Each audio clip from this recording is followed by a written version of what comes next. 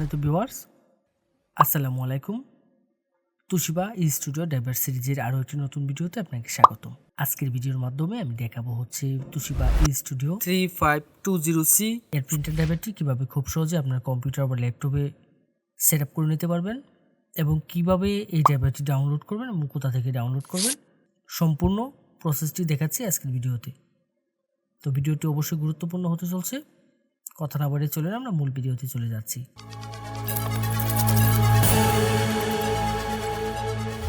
প্রথমে আমরা যে কাজটি করব, আমরা এই ড্রাইভারটি ডাউনলোড করে নেব।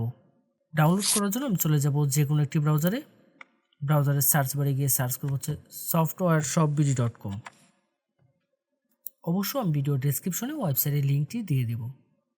softwareshopbd.com লিখে সার্চ করলে ঠিক এরকম একটা ইন্টারফেস আসবে এবং এখান থেকে আমি যে কাজটি করব, আমার কাঙ্ক্ষিত মডেলের যে ড্রাইভারটি রয়েছে সেটি আমি এখান থেকে ডাউনলোড করব। দেন এই সার্চ বারে চলে যাব, এখানে গিয়ে জাস্ট আমাদের যে কাঙ্ক্ষিত মডেলটি সেই মডেলটি এখানে সার্চ করব। দেন সার্চে ক্লিক করব। ক্লিক করলে আমার এই অ্যাভেলেবেল মডেলের প্রিন্টার ড্রাইভারটি চলে আসবে আমার সামনে। এখান থেকে আমি যে কাজটি করব, জাস্ট এই লিঙ্কের উপর ক্লিক করব। ক্লিক করলে এখানে বিস্তারিত সকল ইনফরমেশনগুলো দেখার একটি অপশন পেয়ে যাব। এখান থেকে সব কিছু আমরা একটু পড়ে দেখে নেব। আশা করব আপনারা সম্পূর্ণ বিষয়টি একটু ধৈর্য সহকারে পড়বেন এখানে নির্দেশিকাগুলো। দেন এখানে ডাউনলোডের জন্য দুটি লিঙ্ক পেয়ে যাবেন, যে কোনো একটি লিঙ্কের উপর ক্লিক করব। ক্লিক করলে ঠিক এরকম ইন্টারফেস আসবে আপনার সামনে। এখানে গুগল ড্রাইভে নিয়ে যাবে এবং দেন দুটি ফাইল একসাথে মাউস ড্র্যাগ করে সিলেক্ট করে ডাউনলোড করে নেব। এখানে একটি ফাইল পেয়ে যাবো হচ্ছে পাসওয়ার্ড আর একটি হচ্ছে ড্রাইভার। তো এখান থেকে ফাইলটা জাস্ট মাউসের রাইট বাটন ক্লিক করে ডাউনলোড করে নেব। দেন ডাউনলোড এনিওয়েতে ক্লিক করব। ক্লিক করে কিছুক্ষণ অপেক্ষা করতে হবে। কিছুক্ষণের মধ্যে ডাউনলোডটি শুরু হয়ে যাবে। ডাউনলোড করার পরে আমরা যে কাজটি করব, ফাইলটিকে ওপেন করে নেব। দেন এখান থেকে ওপেনে ক্লিক করব। ক্লিক করলে ঠিক এরকম একটা ইন্টারফেস আসবে আমার সামনে। রার ফাইল রয়েছে, রার ফাইলকে আমরা যখন আনজিপ করব, যে কোনো জিপ ফাইল বা রার ফাইলকে যখন আমরা এক্সট্রাক্ট করব, তার জন্য আমরা যে কাজটি করি, নর্মালি আমরা উইন্ডার ব্যবহার করে থাকি। যদি আপনার কম্পিউটারে উইন্ডারটি না ব্যবহার করা থাকে, অর্থাৎ উইন্ডারটি যদি ইনস্টল করা না থাকে, তাহলে যে কাজটি করবেন, আপনি উইন্ডারটি ইনস্টল করে নেবেন। এর জন্য ভিডিও ডেসক্রিপশন এবং আই বাটনে উইন্ডারের লিঙ্ক দিয়ে দেবো, আপনারা ওইখান থেকে গিয়ে জাস্ট উইন্ডারটি ইনস্টল করে নেবেন। দেন যে কাজটি করব, আমরা ফাইলটাকে ওপেন করব। উইন্ডারে যখন ফাইলটা ওপেন করব, ঠিক এরকম একটা ইন্টারফেস আসবে। এখান থেকে ক্লোজ করে দেবো। যাওয়ার পর ইন্টারফেসটা দেখতে ঠিক এরকম হবে। এখানে একটি ফাইল পেয়ে যাব হচ্ছে ড্রাইভার। এই ড্রাইভারে ক্লিক করব। ক্লিক করলে এখানে জাস্ট আমি ড্রাইভারটা পেয়ে যাব।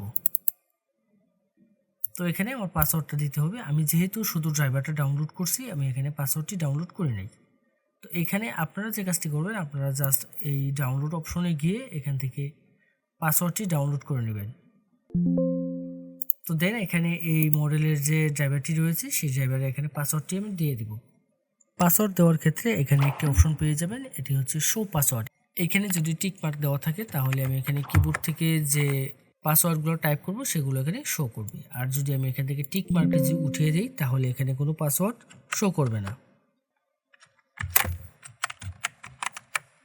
এখানে পাসওয়ার্ডটা টাইপ করে দেবো। দেওয়ার পরে দেন ওকেতে ক্লিক করব।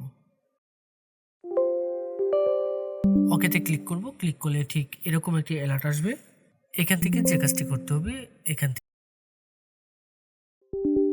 আমি ইএস এর উপর ক্লিক করব। দেন সফটওয়্যারটা এক্সট্রাক্ট হওয়া শুরু করবে এবং এক্সট্রাক্ট হওয়ার জন্য কিছুক্ষণ সময় নেবে। কিছুক্ষণ আমি অপেক্ষা করব। দেন এরকম একটা ইন্টারফেস আসবে। এখানে আমি যে কাজটি করব, আমি আমার প্রিন্টারটি সরাসরি কম্পিউটারের সাথে কানেকশন করে নেব। অবশ্যই ইউএসবিতে প্রিন্টারটি কানেকশন করে নেব এবং ইউএসবি কানেকশন করার ক্ষেত্রে আমি যে বিষয়টি লক্ষ্য রাখবো, সেটি হচ্ছে আমার পিসি বা ল্যাপটপের যে ইউএসবি পোর্টগুলো বেশি শক্তিশালী, সেই পোর্টগুলোর সাথে কানেক্ট করব। দেন ওকেতে ক্লিক করব। এখানে আসার পরে আমার আর কোনো কাজ করতে হবে না, আমার কিছুক্ষণ অপেক্ষা করতে হবে। কিছুক্ষণের মধ্যেই আমার প্রিন্টার ড্রাইভারগুলো সেট আপ হয়ে যাবে। এক এক করে এখান থেকে সবগুলো ড্রাইভার সেট আপ হয়ে যাবে। দেন এখানে ফিনিশের যে অপশনটি রয়েছে, এই ফিনিশে আমি ক্লিক করব। ক্লিক করে এখান থেকে বেরিয়ে আসব। এখন আমি যে কাজটি করব, আমি এখান থেকে বেরিয়ে এসে আমি জাস্ট চেক করে দেখব আমার প্রিন্টার ড্রাইভারটি সেট আপ হয়েছে কিনা। অবশ্য চেক করার ক্ষেত্রে আমাদের যে কাজটি করতে হবে, আমার কম্পিউটারটি রিস্টার্ট দিয়ে নিতে হবে। কম্পিউটারটি রিস্টার্ট করে নেব, তাহলে দেখবেন প্রিন্টার এবং স্ক্যানার দুটি ড্রাইভারই পেয়ে যাবেন। ফটোশপ 7.0 দিয়ে আমরা স্ক্যান করব। ফটোশপ 7.0 যদি আপনার কম্পিউটার বা ল্যাপটপে সেট আপ করা না থাকে, সেক্ষেত্রে যে কাজটি করবেন, আমাদের ওয়েবসাইটে চলে যাবেন। ওয়েবসাইটে গিয়ে জাস্ট সার্চ বারে সার্চ করবেন হচ্ছে 7.0 লিখে সার্চ করলে আমাদের ফটোশপ 7.0 পেয়ে যাবেন।